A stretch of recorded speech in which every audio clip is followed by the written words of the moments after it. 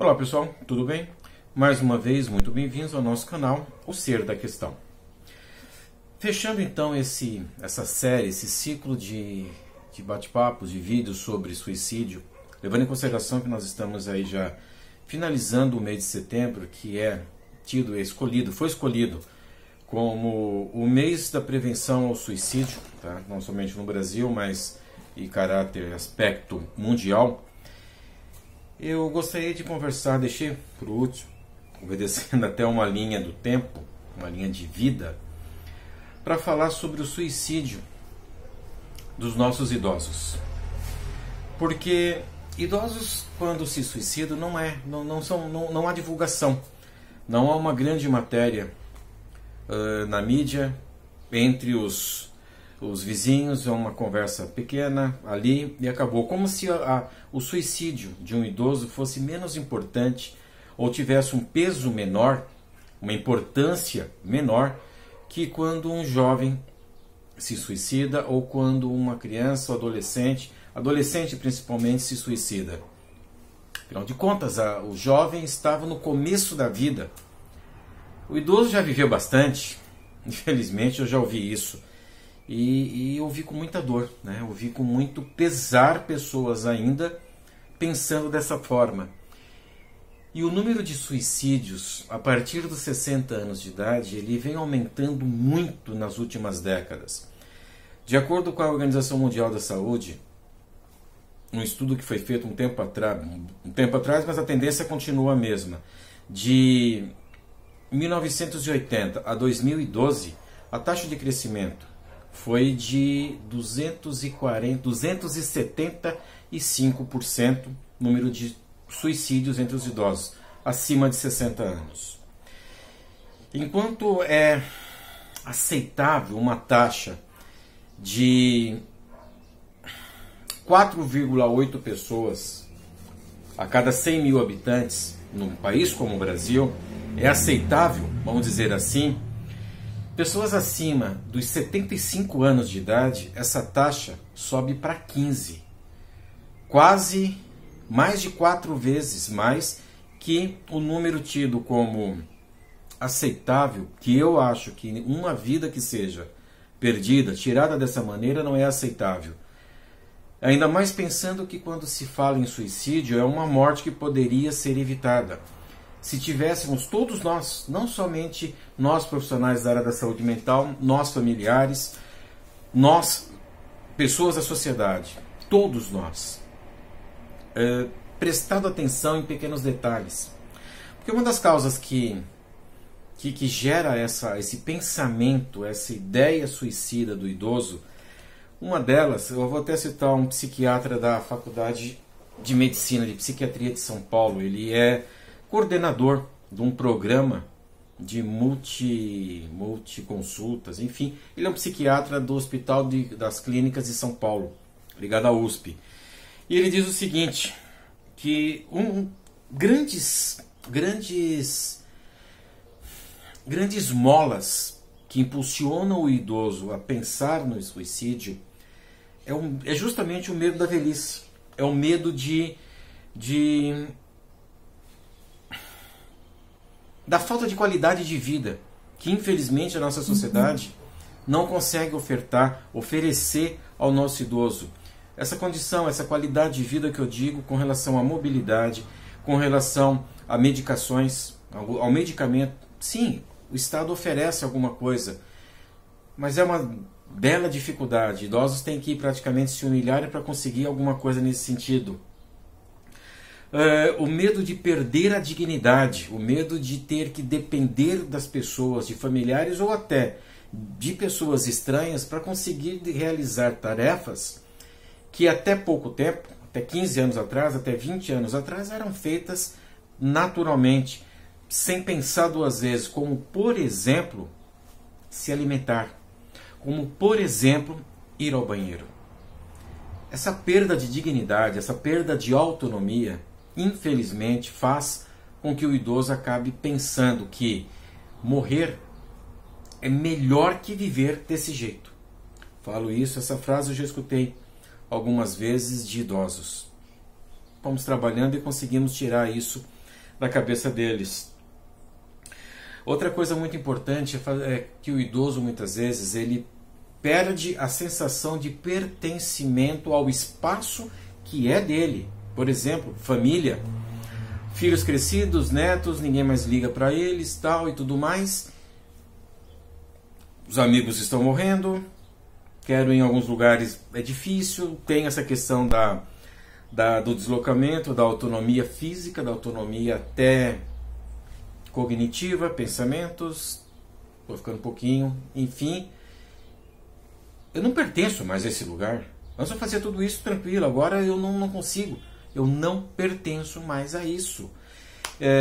Uma coisa que aumentou bastante foi as tentativas de suicídio durante a pandemia de idosos. Idosos que tinham sua autonomia, que estavam lá em suas casas, e a família de repente, não, tem que me isolar dos meus pais, dos meus tios, dos meus avós. Eu considero o termo isolamento social um termo errado. Eu acredito que o termo correto, mais próximo do que eu entendo como correto, seria o termo isolamento físico. O isolamento afetivo, não. Dá uma ligada. Hoje nós temos o auxílio da tecnologia, a evolução da tecnologia. Nós podemos fazer uma chamada de vídeo. Nós podemos gravar uma mensagem em vídeo e mandar para os nossos idosos. Ter sempre esse contato. Porque um outro fator também que acaba levando os nossos idosos a pensar nisso é justamente o que fala também uma psicóloga da Universidade de Brasília. Ela é mestre, inclusive, nisso. A professora Cristina Moura, psicóloga, professora Cristina Moura. Outro ponto de desenvolver esses pensamentos suicidas é justamente o abandono. O abandono, às vezes, dentro da casa onde estão pessoas. Só que os velhos, os idosos, acabam se tornando invisíveis. Acabam se tornando alguém dentro da casa. Não é dado aquele carinho, aquele conforto, aquela escuta, aquela atenção, aquele afeto. E em função disso, o idoso começa a se perceber não mais como um membro daquela família, não mais pertencente àquele espaço, àquele grupo, mas sim um peso para a família, um peso para filhos, netos, um peso para sobrinhos, por que não? E fala, eles estarão melhor sem mim? Se eu morrer vai ser um peso a menos para eles. Eu só estou aqui para dar problema, para dar dor de cabeça para eles. Se eu sumir qualquer hora dessas, eles vão estar melhor. Quem nunca ouviu isso de um idoso? De um pai, de uma mãe, de um tio, de um avô? É difícil não ouvir, porque, infelizmente, a tendência da vida é justamente isso. Uma pessoa que, por exemplo, trabalhou uma vida inteira, se aposenta e não fez uma preparação para essa aposentadoria. Ok, vou me aposentar, maravilha, nunca mais vou trabalhar na vida. E vai fazer o quê? Não é continuar trabalhando, não. Eu acho que em determinado momento da vida as pessoas têm que curtir o merecido descanso, tranquilidade. Mas fazendo o quê? Ocupando a sua vida com o quê? Esse espaço vazio, esse espaço ocioso, com o quê? Com que atividade? Aí entra uma questão que eu particularmente critico muito, sou um grande crítico disso, é que existe uma lei, que é a Lei 10.741/03, também conhecido como Estatuto do Idoso. Nessa lei é previsto que o Estado favoreça ao idoso todas as possibilidades de uma vida digna, de uma vida com saúde, de habitação, de alimentação, saúde, mas infelizmente sabemos que não acontece isso. Começamos com a aposentadoria pequena. Mal dá para comprar a medicação que a pessoa mais idosa precisa. É previsto na lei que a medicação tem que ser ofertada pelo governo. 2 pontos já de falha.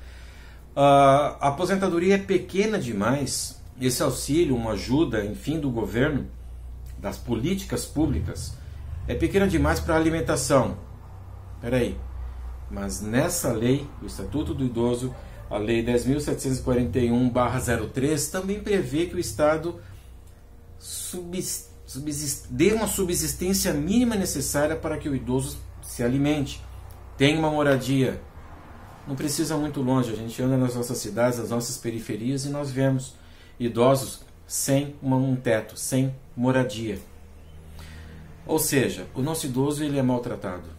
O nosso idoso, por vezes, ele é abandonado dentro da própria casa. O nosso idoso, às vezes, é abandonado dentro de instituições, pela família, porque acaba sendo, de fato, um peso muito grande. Então, qual é o recurso que o idoso tem? Lutar contra tudo isso? Mas e se para o idoso é mais fácil tirar a própria vida? Se para o idoso é mais fácil morrer do que viver? É tudo isso, todos esses pontos nós temos que estar muito atentos. Todos nós que temos contato com idosos, convivemos com idosos, nossos pais, nossas mães, tios, enfim, vamos ficar atentos a pequenos detalhes. Vamos ficar atentos às frases negativas que eles falam com uma certa constância. A perda do sentido da vida dessa pessoa pode levar também a ter esses pensamentos. Leva-se também em consideração o ritmo de vida que esse idoso tem. O que ele faz para ocupar o seu dia a dia? Tem idoso que é teimoso. Concordo. Tem idoso que não quer ajuda de jeito nenhum. Concordo. Aí a família fala: tô nem aí, lavei as mãos. Nós sempre criticamos o governo. Nós sempre criticamos as políticas públicas em relação às leis. Porém, está previsto também nessa lei, gente, que é responsabilidade da família o cuidado com o idoso. Da mesma forma que é responsabilidade da família o cuidado com a criança e adolescente, em uma das pontas da vida, também torna-se responsável com os nossos idosos também. Antes de criticarmos o que está acontecendo lá fora, eu convido todos a fazer uma avaliação do que acontece dentro das nossas casas. Eu vou contar um caso que aconteceu comigo há algum tempo atrás. Uma senhora, diabetes altíssima, ela já tinha chegado ao ponto do uso da fralda geriátrica, ela tinha parte dos 2 pés amputados em função da diabetes, ela não conseguia mais andar. A autonomia dela, a mobilidade dela, zerado. E pelo menos 2 vezes por semana ela tinha que ser conduzida, tinha que ser levada até a unidade de saúde para fazer curativos. Não vou me recordar agora qual era o problema de pele que ela tinha, mas pequenas não, grandes ulcerações por todo o seu corpo. Não vou saber citar de acordo exato o que era, mas e a forma com que os familiares a tratavam era revoltante. Xingavam a senhora, a idosa, ela devia estar na casa dos 70, 75 anos de idade. Xingava ela de peso, de incômodo, de traste, ou seja, e ela era consciente. Ela tinha consciência de tudo o que estava acontecendo. Aí eu pergunto, para aquela pessoa, seria absurdo que ela pensasse em tirar a própria vida diante desse quadro, dessa não qualidade de vida que ela tinha? Não podemos julgar. Nós não temos o direito de julgar nenhum idoso que pense nisso. Nós temos sim, antes que aconteça, prestar atenção. Vou ser repetitivo nesse ponto, nessa questão. Prestarmos atenção nos sinais que esse idoso está nos transmitindo, que muitas vezes pode ser um pedido de ajuda. Muito cuidado. Idosos que têm um determinado vício, alcoolismo, por exemplo, voltando à questão da pandemia, o índice de alcoolismo entre idosos vem aumentando muito. É um risco também.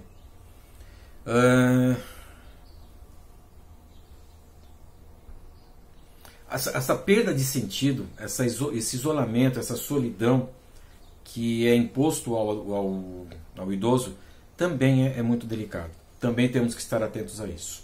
Não abandonar os nossos idosos, não deixá-los de lado, fazê-lo participar da rotina da casa, do dia a dia, dar atividades a eles, por menores que sejam, por pequenas que sejam. Por exemplo, varrer um quintal, varrer uma sala, tirar pó de um móvel com um pedaço de pano, fazer esse idoso sentir-se útil, fazer com que esse idoso, com que essa pessoa acredite que vale a pena viver, fazer com que ele tenha não mais os sonhos que ele tinha há 30 anos atrás, mas que projete para a sua vida outros sonhos, que dê à sua vida novos sentidos, que ele ainda vale a pena, que ainda ele é útil, que ele não é simplesmente um peso morto. Vamos tentar dessa forma, não somente no mês de setembro, que já está findando, mas sempre, todo o tempo, todos os dias. O suicídio, ele não vai parar em setembro, ele continua o ano todo. O mês de setembro, Setembro Amarelo, é uma campanha mais específica de prevenção ao suicídio, mas isso acontece todos os dias do ano. Vamos fazer com que não seja necessário ter um mês específico para trabalharmos, para tratarmos essas questões. Vamos pensar que de janeiro a dezembro é amarelo, entre outras cores, é amarelo. A prevenção tem que ser contínua. O cuidado com as crianças, com os adolescentes, jovens, adultos e idosos tem que ser constantes. Se percebermos qualquer traço de ideias suicidas, de pensamentos suicidas, de acreditar em algo que não é aquilo, que ele sente uma dor e para ele o melhor remédio para essa dor é acabar com a dor, mesmo que acabe com a própria vida, vamos prestar atenção nisso. Tá certo? Pessoal, muito obrigado por ter assistido os nossos vídeos. Agradeço de coração. Peço a gentileza, se gostaram, se curtiram, dê o joinha ali embaixo. É importante isso, para que mais pessoas consigam parar para refletir um pouquinho. Se quiserem fazer comentários, eu agradeço. Vamos melhorar a cada vez mais. Alex, desse ponto aqui, eu acho importante também. Vamos conversar. Estamos abertos para isso. Tá legal? Então, dê o joinha, inscreva-se. Qualquer novidade vai ajudar o canal, vai ajudar a outras pessoas a terem mais informações também. E compartilhe o vídeo. Eu acho interessante, acredito que quanto mais informações passarmos para as pessoas, mais conseguiremos ter possibilidades de ajudar as pessoas. Tá legal? Mais uma vez, então, muito obrigado. Fiquem bem. Até o próximo vídeo. Até mais.